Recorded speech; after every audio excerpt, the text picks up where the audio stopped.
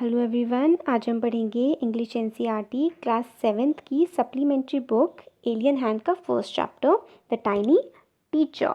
Name the smallest insect you have seen and the wisest. आपको नाम बताना है कि सबसे ज़्यादा छोटा कीड़ा जो आपने देखा हो और वो काफ़ी ज़्यादा होशियार हो। क्या वो एक मक्खी है? नहीं, वो एक मक्खी नहीं है। क्या वो एक मच्छर है? नहीं, वो मच्छर भी नहीं है।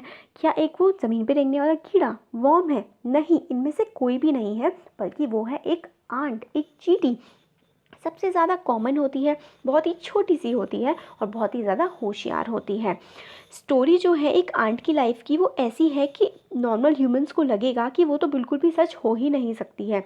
कुछ लोगों ने मगर क्या किया, जो आंट्स होती हैं उनको पालतू जानवर की तरह अपने घर में पाला और उनकी जो सारी की सारी डेली एक्टिविटीज़ होती हैं ना, उनको बहुत ही ध्यान से देखा। तब उन्होंने पाया कि बहुत सारे फैक्ट्स उनके बारे में, जैसे कि ये होती तो बहुत ही छोटी सी हैं मगर बहुत ही हार्ड वर्किंग, मतलब मेहनती, इंटेलिजेंट, मतलब होशियार क्रिएचर हैं ये। जो आंट होती हैं उनके आगे जो छोटे छोटे से वो होते हैं, उनके मान लीजिए उनकी मूछें जैसी जो होती हैं उनको फीलर्स बोलते हैं या फिर एंटेना बोलते हैं।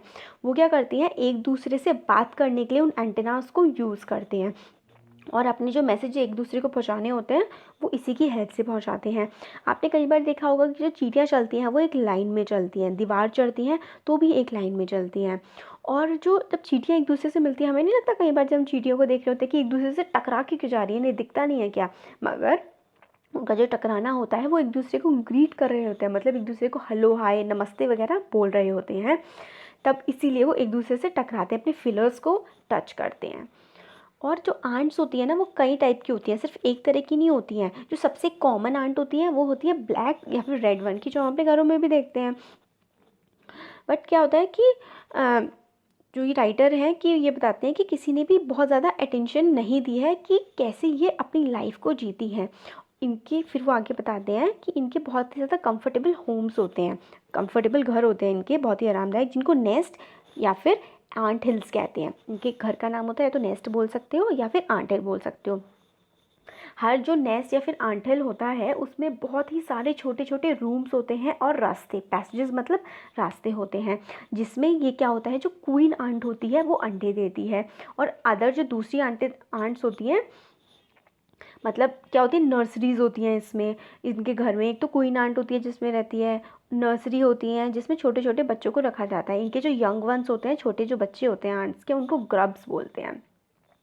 और वर्कर्स होते हैं जो काम करते हैं, जो कि रिजर्व्ड अलग क्वार्टर्स में रहते हैं, जो अपना ज़्यादातर टाइम खाने को ढूंढने में लगाते हैं। कुछ रूम होते हैं जो स्टोर हाउसेस की तरह यूज़ होते हैं, जो खाना वर्कर्स ढूंढ के लाते हैं उनको स्टोर करने के लिए। कुछ जो उसमें इनके घर में आंटिल्स में जो कमरे होते हैं वो खाने के स्टोरेज के लिए होते हैं। सोल्जर्स भी होते हैं इसमें, उनके सेपरेट बैरक्स बनाए होते हैं इनके वहाँ। और कोई वर्कर जो है वो कभी भी ट्राई नहीं करता कि वो सोल्जर के हाउस में रह ले जाके, और ना ही कोई सोल्जर कभी भी खाना सर्च करने के लिए जाता है। कोई वर्कर और कोई सोल्जर या फिर कोई भी क्लीनर, मतलब कोई भी दूसरी एंड ग्रब्स को यानी कि चींटी के छोटे बच्चों को नुकसान नहीं पहुंचाता है। आप देख रहे हैं कि जो ये आंट की लाइफ है वो कितनी ज़्यादा शांतिपूर्ण है, मतलब कोई भी एक दूसरे के काम में दखल नहीं देता है, एक दूसरे को परेशान नहीं करते हैं और सब अपना काम बहुत ही इंटेलिजेंटली, मतलब बहुत ही होशियारी से और बहुत ही बहादुरी से, ब्रेव मतलब होता है बहादुर, करते हैं। वो कभी भी एक दूसरे से लड़ाई नहीं करते हैं। जो क्वीन आंट होती है वो सबकी मम्मी होती है, मतलब सबकी मदर होती है। जितनी भी आंट्स होती है ना उन सबकी एक ही मदर होती है, वो होती है क्वीन आंट, और वही सारी की सारी पॉपुलेशन बसाती है। और उसकी जो लाइफ होती है क्वीन आंट की वो होती है लगभग 15 साल। उसके मतलब विंग्स होते हैं, पेयर ऑफ विंग्स होते हैं, मगर वो उनको तोड़ देती है वेडिंग फ्लाइट के बाद। वेडिंग फ्लाइट क्या होती है, जब जो वो होती है आंट कंसीव करती है, मतलब जब बेबी कंसीव करती है तो उसको वेडिंग फ्लाइट बोलते हैं। वो कब होती है, बहुत ही ज़्यादा गर्मी का दिन होता है, हॉट समर डे में क्वीन जो होती है अपना नेस्ट छोड़ती है और मेल से मीट करने के लिए जाती है, मेल से या फिर ड्रोन से काफ़ी ज़्यादा ऊपर हवा में वो लोग मीटिंग करते हैं, और फिर उसके बाद वो वापस आती है तो वो अपने एग्स देती है और फिर अपने जो विंग्स हैं उसको वो तोड़ देती है। और जब एग्स टूटते हैं, हैच करते हैं, तो उसमें से ग्रब्स निकलते हैं। ग्रब्स क्या होते हैं, बेबी आंट्स होते हैं। सोल्जर जो होते हैं वो उन ग्रब्स को गार्ड करते हैं, उनकी रक्षा करते हैं। जो वर्कर्स होते हैं वो उनको खाना खिलाते हैं, सफाई करते हैं। और उनके लिए क्या होता है, एयरिंग, एक्सरसाइज, सनशाइन वगैरह ये सारे जो काम होते हैं बच्चों के लिए वो करते हैं वर्कर्स। तो 2 या फिर 3 वीक्स के बाद जो ग्रब होता है वो कुकून बन जाता है और क्या होता है, और रहता है बिना खाने के और बिना किसी भी एक्टिविटी के, बिना हिले डुले, ना ही खाने की ज़रूरत होती है ना ही कोई एक्टिविटी भी नहीं करता है 3 हफ्तों तक।